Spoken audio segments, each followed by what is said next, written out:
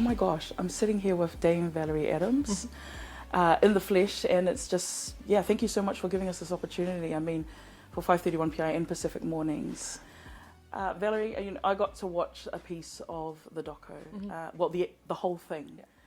Why? Why did you end up thinking that this was the moment that you had to do a doco about your life? The timing was right. It was another way for me to, actually a really good way for me to tell my story. Kids don't read anymore, the youth don't read anymore. Like back in the day, 2012, I wrote a book and it was great at the time. Where nowadays, screen, social media, that's become, you know, quite a big part of society today. So it was a way to tell my story authentically, out of my own mouth, in a way that people can connect, bring people together. And most importantly for me is hopefully they can take something away from my life's journey. Yeah, I love that.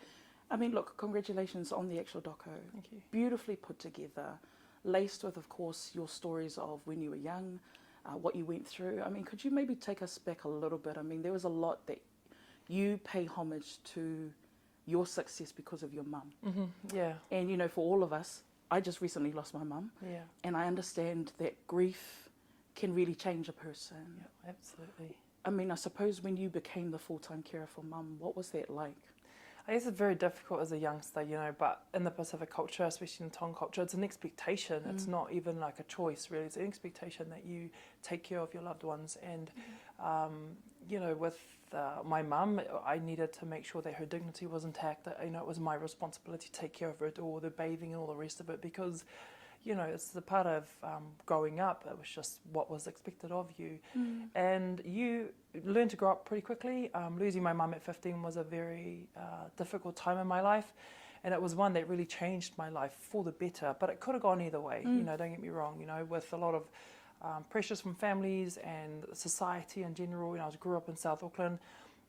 You know, going on a dole, having babies and just jumping on the solo benefit was the norm back then, and I didn't want to be a statistic, you know. I wanted to break that cycle, A, but B, draw inspiration from my mother who believed in me, even though she didn't see me, you know, winning Olympic Games or anything like that, but she saw something that she believed in me enough to sacrifice the family's financial, you know, our money to get me to training and things like that. So I have a lot of respect for my mum. I have a lot of respect for her for the fact that she, even though she was married to my Palangi dad, she really was true Tongan, you know, in her heart, and she only spoke Tongan to us, and I'm really grateful for that because I speak the language, I understand it, and I love being Tongan. I'm a very staunch Pacific woman, and for me, being a half caste, this is very important. So I do my best with my story to show some light and hope to our youth, especially within Tonga and in South Auckland. You know, we should never let where we come from define who we are. You know, it's just part of the journey.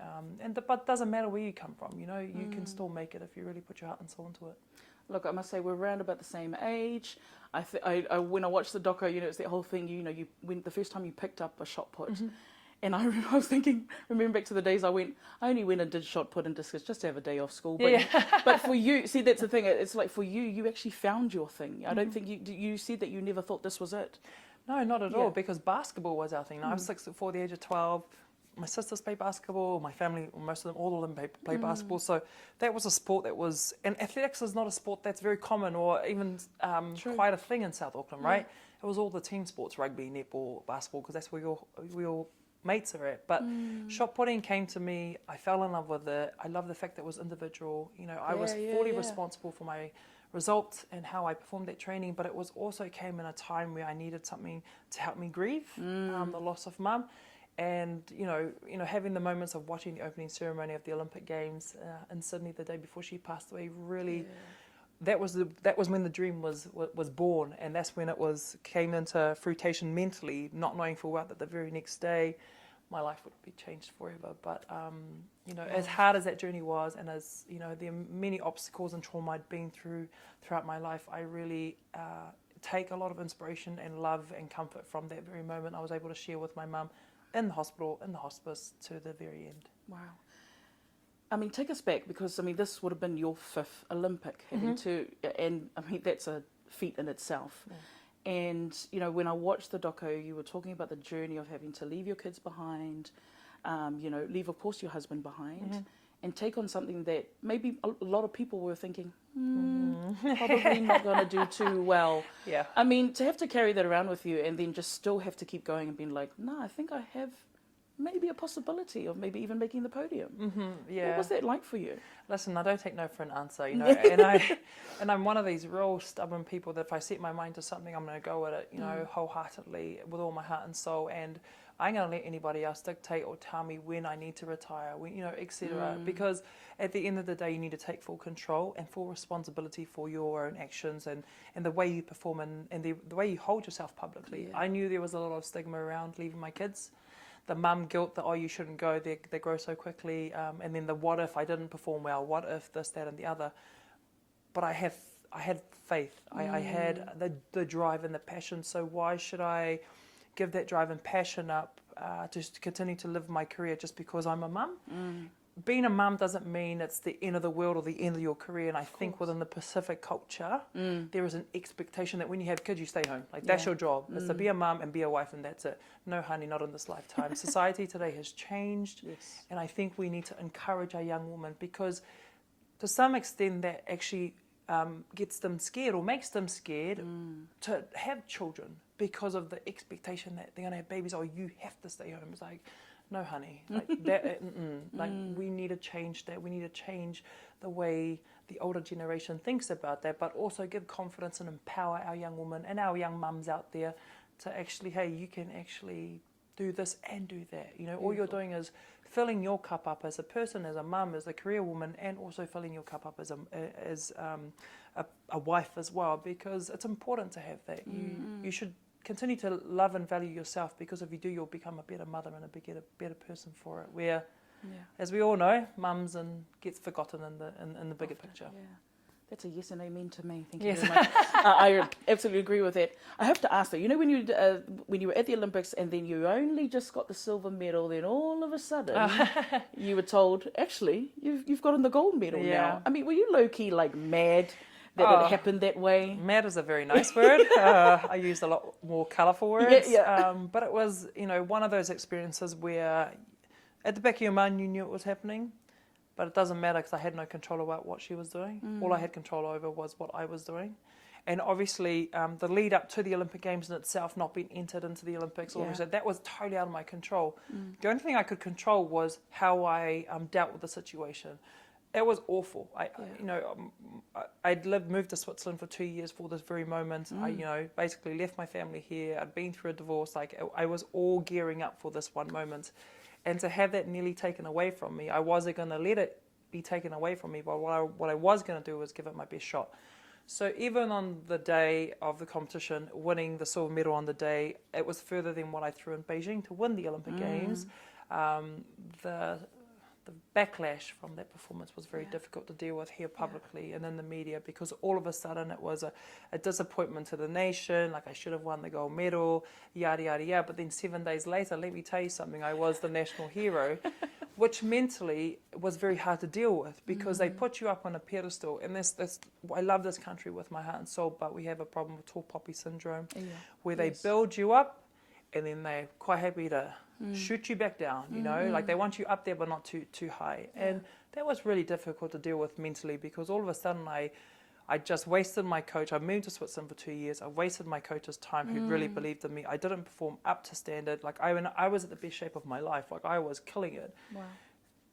But it was out of my control. So if I had lost complete control, I wouldn't have won the gold medal. You know what I mean? So whatever energy, whatever strength I had on that day, I needed to hold on to it and perform to the best of my ability on that day, which 7 days later came, you know, it worked out well. But one of those things that people actually forget, what happened 7 days later, you know, they don't, but all they remember is that silver medal because it's at the stadium with 80,000 people there. My family were there, and we didn't get to sing the national anthem. But that's sport. That's sport, and you just got to deal with it. And it makes you appreciate, you know, the gold medal, but you don't really expect it. But hey, there were so many traumatic, I suppose, moments in your life that you've gone through, from just, you know, again, your father leaving, your mother passing away, having to go through your health issues, and really coming to this day and age of being a mum and having your baba have diabetes, and then I remember you mentioning even that, you know, your girl being sort of diagnosed with a level of autism. Yeah. I mean, that's a lot to be thrown at in life. Really, what do you brings you and grounds you in this, knowing that you just can keep going? Again, I don't take no for an answer, and I really believe that the Lord gives you what you can handle.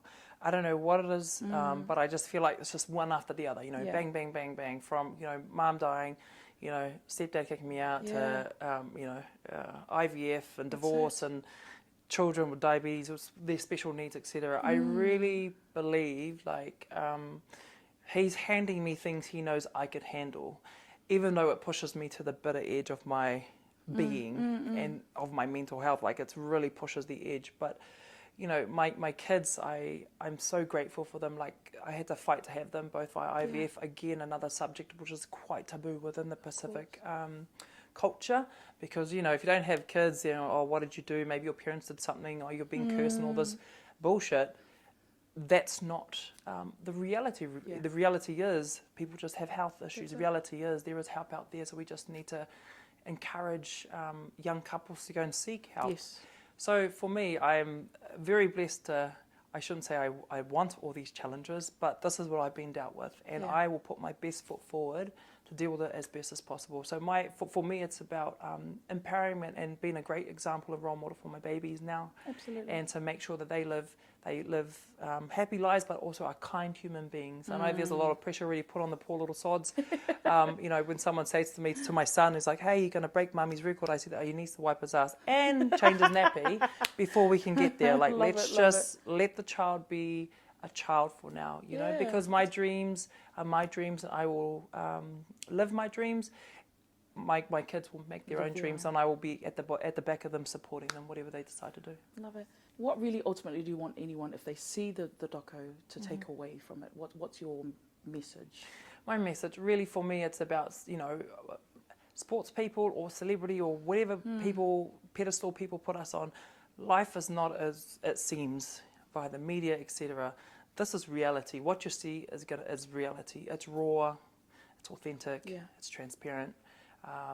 But it's more than just a sporting film, and I think that's quite important. It's not, you don't have to be a sports fan or a shot putter or an athlete to watch this film. Anybody could watch it, and I just want the youth of today to take some type of inspiration from it, to hopefully, you know, spark some light or something into their lives through my story. Even though I've only just turned 38, I'm quite young considering, but I feel like I've lived so much in the last 38 years.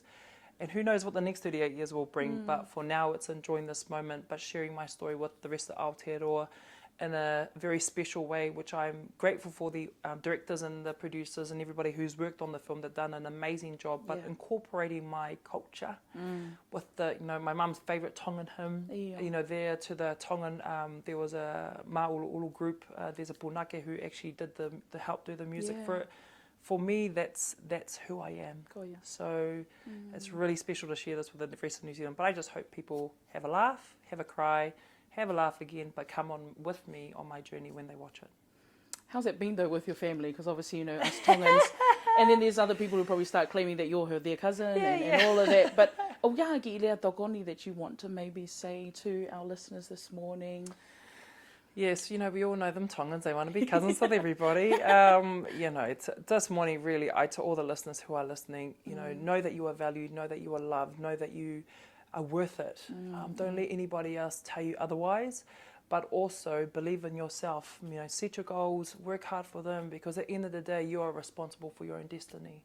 Beautiful. If you're a good person and you're kind and you look after yourself, you'll be a better version of yourself for others around you. So, wafalahi out to everybody, and thank you for having me. Thank you so much. That, of course, is Dame Valerie Adams, live with us here on Pacific Mornings. Thank you again, Val. Beautiful. Malo pito.